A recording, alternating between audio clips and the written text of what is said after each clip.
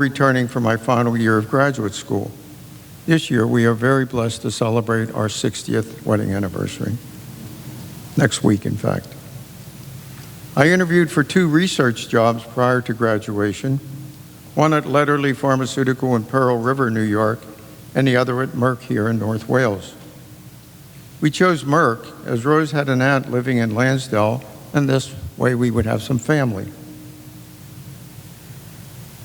We took a trip out here to look for a place to live as we would be moving that September.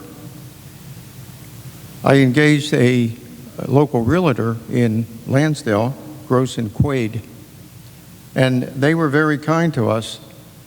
We didn't like the apartment idea, so we asked, is there a home available? They said they had just built 2 spec homes way out in the country, and at that time it was way out in the country, Creamery, Pennsylvania.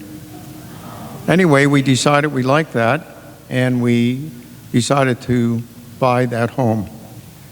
They were very generous to us, and they gave us 2 months free rent. And that was a great boon to us, since I wasn't going to get paid until the end of September. Curiously enough, after we moved here to Peter Becker, and we moved next to Carlene Pagnato, we got telling her the story. Turns out her brother was the one that worked with us and offered us the house. So we're very grateful for that connection after 60 years. Over the years, we had 4 children. Our oldest, Anita, lives in Saylorsburg. Son Joe lives in Wayne. Daughter Louise in Portland, which is near the Delaware Water Gap. And Gregory in California. We have 4 grandchildren, 3 with Joe and his wife Ann, and 1 with Louise. My career at Merck took many turns. My first job was developing aerosols, but I moved into an exploratory group developing novel dosage forms. My supervisors encouraged me to return to graduate school and pursue my PhD. I was able to do this by taking evening courses wherever I could find one: Delaware Valley College, Villanova University, St. Joe's University, Philadelphia College of Pharmacy and Science. A lot of evening travels. When time came for me to work on my dissertation, I was granted a 16-month leave of absence from Merck with partial pay. This allowed me to pursue my studies in graduate research at the Philadelphia College of Pharmacy and Science. During that time, I worked part-time in a local pharmacy to make up the difference in my salary. Rose worked very hard keeping the home running, raising the children, and even doing typing for extra income. It was a good thing that I didn't have to pay Rose, because she typed my 197-page thesis, usually without any mistakes, till 1 o'clock in the morning, as she'll tell you. Upon graduation in 1972, our fourth child, Gregory, was born. I returned to Merck in yet another new area of pharmaceutical research. But in 1973, I resigned from Merck to accept a position at Squibb in North Brunswick, New Jersey. We moved to New Jersey in the early part of 1974, but promptly moved back by September. We didn't like New Jersey. I commuted to New Jersey for the next 2 years, which was another hardship on the family. But then, fortunate, God blessed us again, and I was asked to return to Merck, and of course I jumped at the opportunity. Your turn. I too grew up in a Catholic home with an older sister and 2 younger brothers, all church-going adults. What a blessing.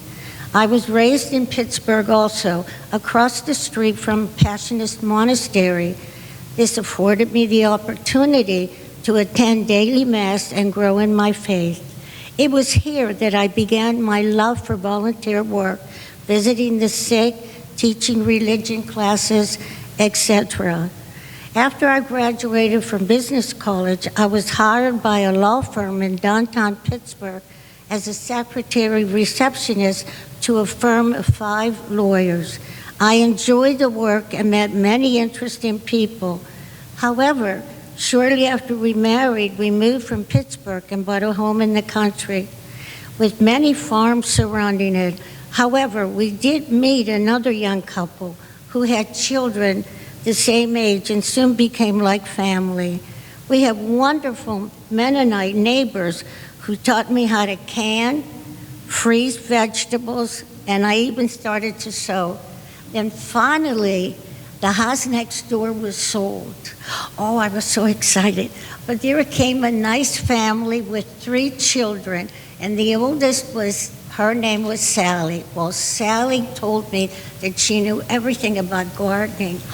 I thought, oh, this is great. Somebody could teach me something, because I came from the city. But regardless, one night I was telling her that I wanted to weed because Joe had planted beautiful flowers all around the house. She said, oh, I'll show you. So we began this big job. Finally, we finished, and in the basket was all these weeds. So I took them to Joe, who was working in the garden. I said, look what I've done. He looked at it. He said, these are not weeds. These are all the flowers. You pulled out all the flowers. And guess what? He said, please do not do any more outside work. You can stay inside. But she was so sweet, that young lady. Oh, well. Coming from the city, this was really a hard adjustment for me, since I did not have a car and soon had 3 small children to raise. When the children started school, I met some additional new friends. Because my mother back in Pittsburgh was on the kidney dialysis for 10 long years, I often had to travel back to Pittsburgh to help out. My mother was able to stay at home because we, her 4 children, helped with her care. During this period in my life, I worked part-time in retail because I wanted to make a little extra money.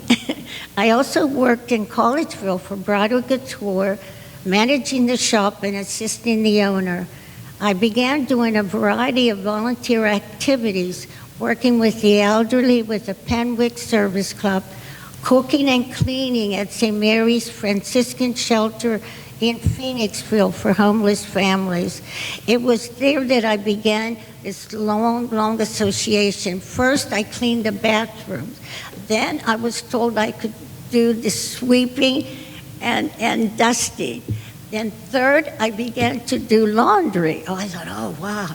And finally, I was told I could work in the kitchen, cooking. So that was great. But then I also did hospice volunteering for Montgomery Hospital for 9 years. Hospice was very rewarding and gratifying work, but one that often brought me much sadness to see so much suffering. I learned, though, that this journey had much to give and to receive. I also attended a Bible study and acquired some wonderful Christian friends. I was active at St. Eleanor Church doing volunteer work there, washing and ironing the altar cloth, helping with the religious education classes. And I also served on the pre-Jordan team for baptismal instructions to new parents and secretary to the St. Vincent de Paul Society for 10 years. A significant milestone, though, in my spiritual growth was becoming a third order Franciscan. After 3 long years of study, learning to follow the rule of St. Francis of Assisi, who said we should practice gospel to life and life to gospel. As secular Franciscans, we devote ourselves to the careful reading of the gospel. Gospel to life means we are to take the teaching of Jesus and apply them to our everyday situation. Not only wondering what would Jesus do, but demonstrating to our fellow man what Jesus did and said. This means bringing peace to people and drawing them to God by living the gospel message. We must be ready to forgive, to comfort, and most of all, to love. This is only accomplished by dying to ourselves. Life to gospel means we are to confirm our life to Jesus. We are to turn the other cheek, walk the extra mile, suffered as he suffered, and prayed. Forgive as he forgave, and love as he loved. To the secular Franciscan, these words are not only a motto or a beautiful ideal, but signify our mission, our way of life. It is our vocation. It's truly a work of a lifetime. And that's where I am today, still working. Wondered how busy she was, huh? Well, she was doing all those things. My career at Merck continued to evolve. I worked in groups doing novel drug delivery work. I had a small group reporting to me, and we devoted our efforts to developing transdermal drugs for delivery, but also worked on wound healing, ophthalmic drugs, and sustained release medications. I was appointed a liaison to our French operation who developed the ophthalmic drugs for Merck, and I was able to represent them at clinical meetings here in the U.S. About that same time, I was appointed the liaison to the pharmaceutical group, research group in Japan, Banyu Company, which was owned by Merck. These two assignments afforded me the opportunity to travel to both France and Japan, as well as host visitors from these two organizations. It was a unique and rewarding experience. To this day, I still am in touch with my former counterpart in Japan. But after 18 trips to Japan, I retired from Merck in 2002. But then I worked an additional 2 years for them as a part-time contract employee. I also began my own consulting company and operated that until 2014 when I finally retired for good, for real, sorta. In addition to my professional life, Rose and I raised our 4 children, gave them all 12 years of Catholic education. Our lives were always centered around our Catholic faith and church. We would have to say that our faith and desire to follow the precepts of our faith have shaped and guided us in all aspects of our life. Lasting friendships were made and continue to this day. During those early years, I also taught religious education for a few years, served as president of our parish council, and volunteered at many church functions. I joined the Knights of Columbus in 1995 and continue to serve that organization, holding several offices, including Grand Knight, for 2 years. I joined the contemporary folk ensemble group at St. Eleanor that led to singing at one of our weekend masses. Eventually, I moved up in the group and became the leader. We moved from Skippack area to Collegeville in 1993. We found a vacant lot that was up for sale, designed our own home, and hired a custom builder to do the construction. We moved into that home in the fall of 1993 after more than a few hiccups with the builder and architect, but we finally landed there in October 1993. Even when I worked, I was able to attend weekday Mass 2 days a week, in addition to Sunday. I was asked by one of our regulars if I would like to serve Mass and become a lector. I was able to do this every Friday morning at a 6:30 a.m. Mass. Since St. Eleanor Church offered a 24-hour Eucharistic adoration, I was able to spend 45 minutes each Friday morning before Mass in silent adoration. It was at those times that I could truly feel the Lord's presence and just bask in His love. As I grew older, my faith became more alive with each passing year as I experienced God's love in a more profound way. Faith is so important. It is truly a treasured possession. Faith to me is like the steering wheel on a car. Without it, the car doesn't move in the direction desired. Faith is the steering wheel of my life, which guides, supports, and helps me daily in good times and bad. To be alone with Jesus is to go deep within to that place with only Jesus and I reside. I experienced this unique friendship and love as I learned to spend more time with Jesus in prayer. Jesus is truly a wonderful friend. He never disappoints us and always is waiting for us, always waiting to give of Himself, and most importantly, always ready to forgive. In 2018, we moved here to Peter Becker Community since we had several friends already living here. I soon became a friendly visitor and also joined the Abider team. I currently help with the Mercy Med project, deliver water to the nursing area, and assist with the Eucharistic service we conduct twice a month. From an early age, my faith and church activities were central. I sang in the choir in grade school and was actively involved in many activities. My mother was a very strong influence on my faith development, and since my father worked nights, she and I attended many church functions, novenas, processions, etc. As I matured and went to college and married, practicing and learning more about my faith were important, and it took priority over other things. We attended a marriage encounter weekend in 1975 and encountered a vibrant lady who was involved in something called the Catholic Charismatic Renewal. Her faith and relationship with Jesus were so real and infectious, we were drawn to learn a lot more. When we returned home, we were surprised to learn that a weekly charismatic prayer meeting was already taking place at our home parish. The movement in the Catholic Church had its beginning, curiously enough, at Duquesne University in Pittsburgh, the one I attended for both my bachelor's and master's degree.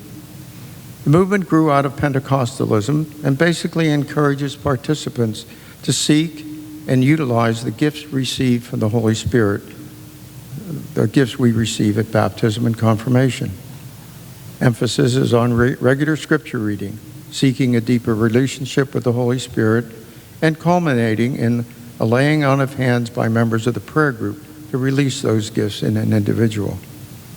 The Charismatic Renewal is a worldwide movement in the church and continues to thrive today. Charismatic prayer meetings at our parish were held weekly, and we were active in leadership and attended those meetings until we left Collegeville in 2018. We, however, currently participate in a weekly virtual meeting with over 30 members from around the country. Through our association with several members of our prayer group, I was invited to attend a weekend men's retreat at St. Joseph in the Hills in Malvern, Pennsylvania. The Malvern Retreat House is one of the oldest retreat centers in this country, and it continues to hold weekly retreats 50 weeks each year. In addition, retreats for women, young people, and married couples are also held throughout the year. I have now attended the men's retreat in December for over 35 years. Since moving to Peter Becker, we have become members of the St. Maria Goretti Parish, where I serve as a cantor several Sundays a month and participate in other activities and provide music for the Catholic Mass here, held in the chapel every second Wednesday of each month, celebrated by our pastor, Father John Newen, or Father Chung, as he likes to be called. As I will share next, I am also an extraordinary minister of the Eucharist. What I want to share most here is that how over the years I have developed a much deeper understanding of our Catholic heritage. Studying church history, I've become more appreciative of the role our church has played in, first of all, defining what writings are included in sacred scripture and how the Bible actually came to be. I understand that the faith we practice today is ancient and in so many ways reflects how the early church in the following years in the years following Jesus' resurrection celebrated the liturgy and the sacraments as we do today. It is so reassuring to know that we are grounded in the faith and practices that are over 2,000 years old. Excuse me. However, one of the most profound experiences I had was as a youth following my first communion. Excuse me. To this day, I vividly recall the feeling I had after that ceremony. My relatives were in the house celebrating with me, but I sat on a chair on the front porch, and I just felt such a profound presence and warmth. It was almost like a glow. Jesus, as stated in John 6:52 to 56, commands us to eat his body and drink his blood so that we can remain in him and he in us. As Catholic Christians, we understand the Holy Eucharist to be real, not some symbol, but truly his body, blood, soul, and divinity. Jesus wants to be with us in a very physical way. What a gift we have been given, and what an even greater gift we have to believe in the true presence of Jesus in the Blessed Sacrament. When we were shut down with the pandemic, extraordinary ministers of the Eucharist who used to visit some of our residents in nursing and personal care on a bi-monthly basis were no longer allowed to come to the community. Knowing how important it was for us to be able to receive the Holy Eucharist, and especially those that are ill, I asked our CEO what could be done. She told me that if a resident were able to administer the sacrament, distribution of the Eucharist could resume, since it would not entail someone coming onto campus from the outside.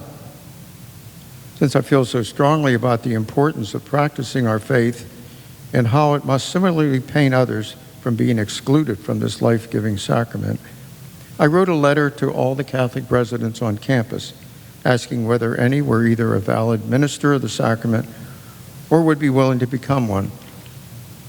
Unfortunately, I did not get any who said they could or would.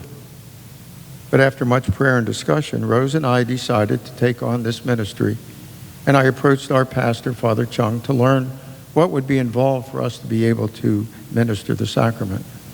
He was delighted to work with us and teach us what we needed to know and how to handle the Blessed Sacrament with respect, and thus we were authorized to bring the Eucharist to the residents.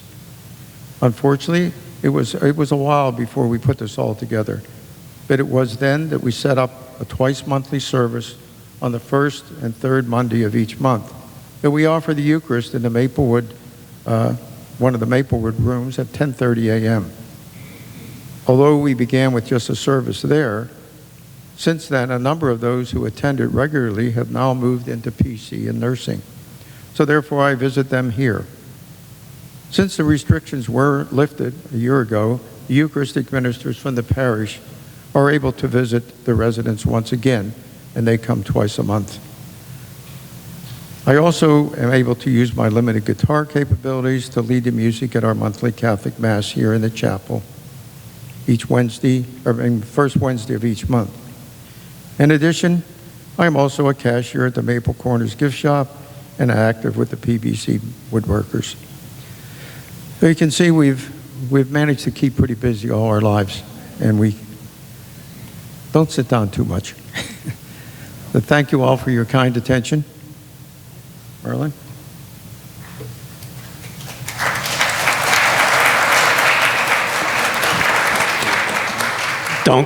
Don't go anywhere.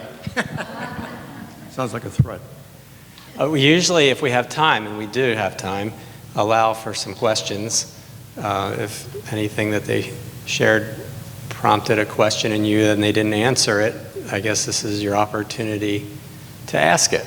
So I had asked them when we went over this a couple weeks ago, when they mentioned the charismatic movement in the Catholic Church, I said, I've kind of heard that there was some kind of charismatic movement in the Catholic Church, but I don't know anything about it, and I suspect there's others that also don't know. So that's why they expounded on that a bit, because I asked them, tell us what that was like in the Catholic Church, because some of us experienced it in the Protestant Church as well. So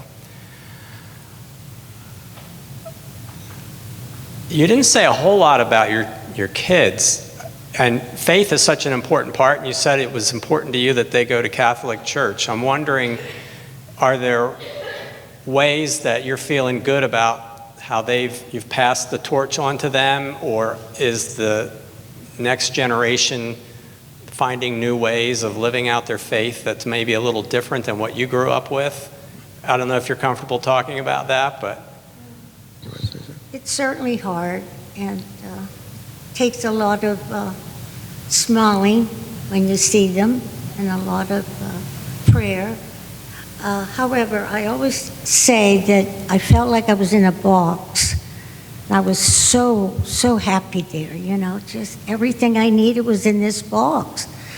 But then we had the children, and they went off to college, and then the box just didn't seem to be relevant anymore. It broke through, and all these new ideas came into being, and I'm thinking, I don't know how to handle this, because I'm good with little children and older people, but it was hard. It was hard for me. I must say I cried a lot.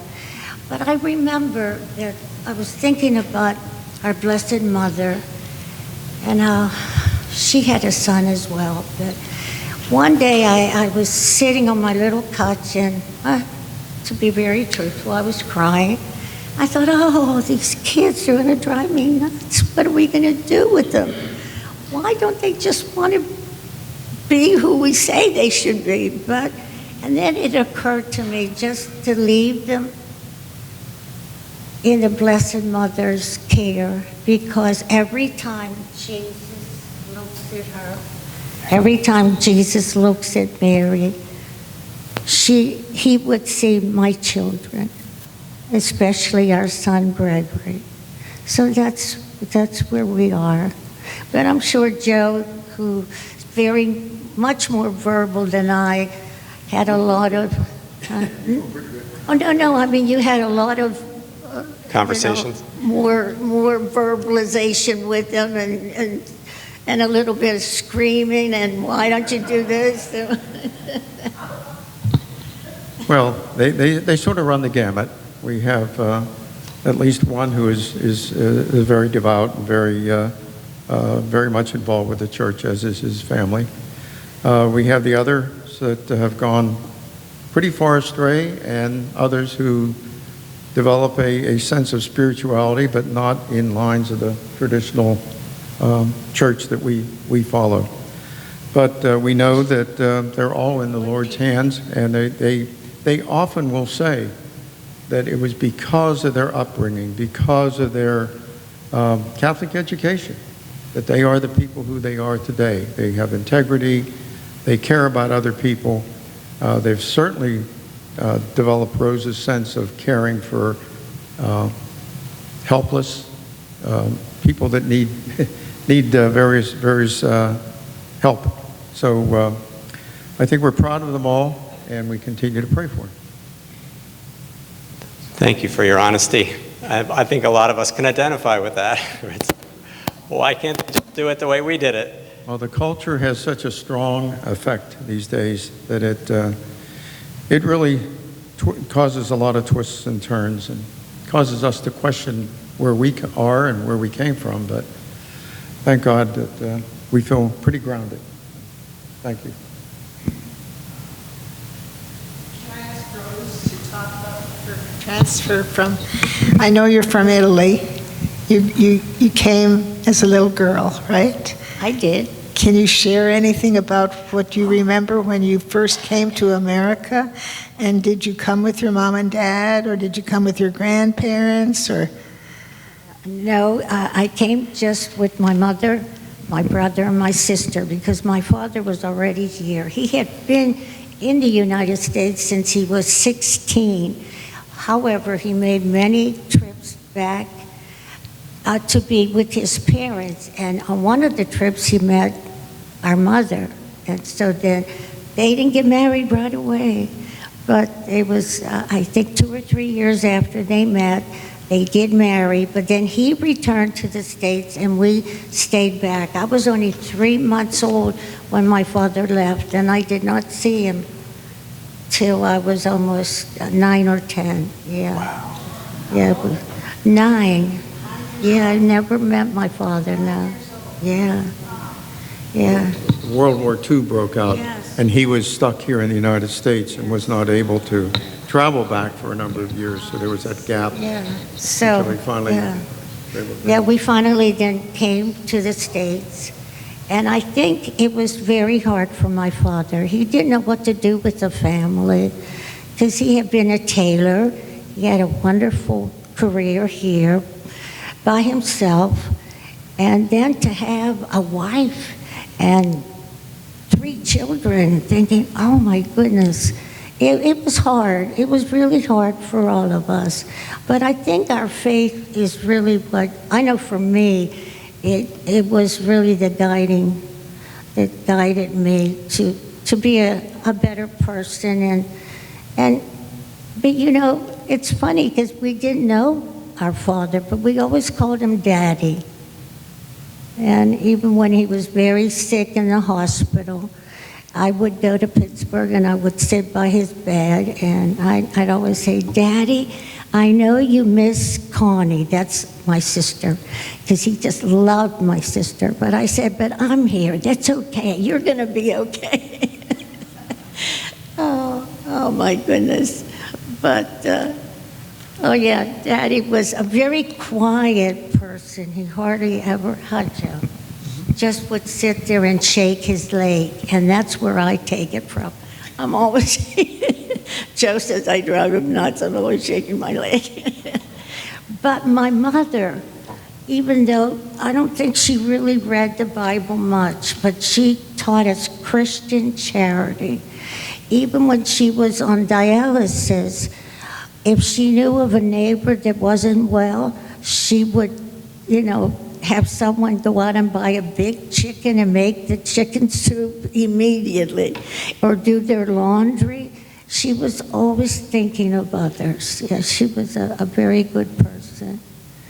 Yeah, we still miss her. Yeah, I do. Yeah, but yeah, I've had a very interesting life. Have you been back to Italy at all? Did you ever go back to Italy? Yes, only twice.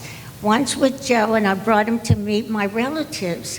However, he doesn't speak Italian, and it was very difficult. But that's okay, you know. They still loved him. He gave my uncle a big hug, and they're not used to that in Italy, because they kiss you, you know, and he like this. And you know what? I think they loved him more than I, because we got the most interesting letters from them saying how much they enjoy meeting Joe. And then we went to Sicily to meet his side of the family. And again, we met all these Bondis. There were so many Bondis all over, and they all came to meet us because it's such a big thing. So they came, and there was this older, I guess he was a Joe Bondi too. And he looked at me and he looked at Joe and he said, I know he's a Bondi, look at his nose. So I had to translate that. He said, look at your nose. Oh, it was really wonderful. But I still have many, many first cousins in Italy, but my aunts and my uncle have died since we went. But it was a wonderful visit. Yeah, they just were so good to us, you know. Yeah. And my one cousin, her husband, also runs a Franciscan home for the aged in his town. And we had so much in common, you know, like we both went to church every day. It was like we knew each other. It was wonderful. But thank you for asking. Yeah. I think we have time for another question if anyone has one.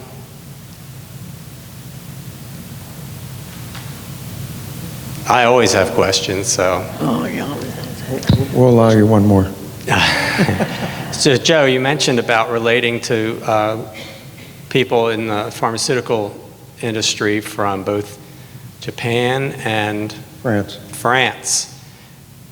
I'm curious if you, through your connections with them and learning to see the world maybe from a little different angle from connections in those countries, did that enhance your view of yourself or the United States or our culture here in any way? Good question. I don't think I've ever been asked that. No, I can't say that it influenced me in any particular way. I was always welcomed and treated with so much respect from the ones I interacted with, and it was always such a joy to be with them. The Japanese people are extremely welcoming, kind. They'll do anything for you. And this friend that we still exchange emails occasionally. He's about a year younger than I, and he always said he learned a lot from me, which I find hard to believe because I learned much more from him. But he was, I guess, a Buddhist, but he always was very respectful and seemed to want to know more about Christianity. And, we had discussions along those lines. But as far as influence, I don't think so. It was just, it was a wonderful experience getting to know them. Thank you. Okay. All right, well, thank you so much for taking the time to put all that together. I have to tell you all, they worked hard at this. This is probably at least the third draft of them trying to think. Five. What should we say? What's helpful or not helpful? So, and I don't think she wants me to tell you this, but Rose had a dental appointment today, and so this wouldn't have been her ideal day to come and have to speak in front of you, but she did wonderfully, and thank you so much, both of you, for opening up your hearts and sharing. Thank you.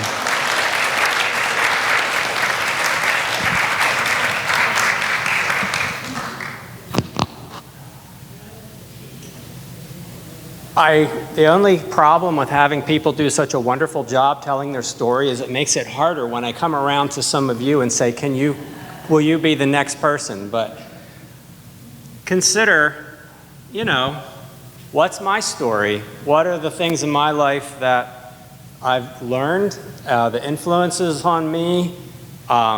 And if somebody, maybe my grandchildren or great-grandchildren, if you have them, would ever ask, tell me about your life, if you haven't already thought about that.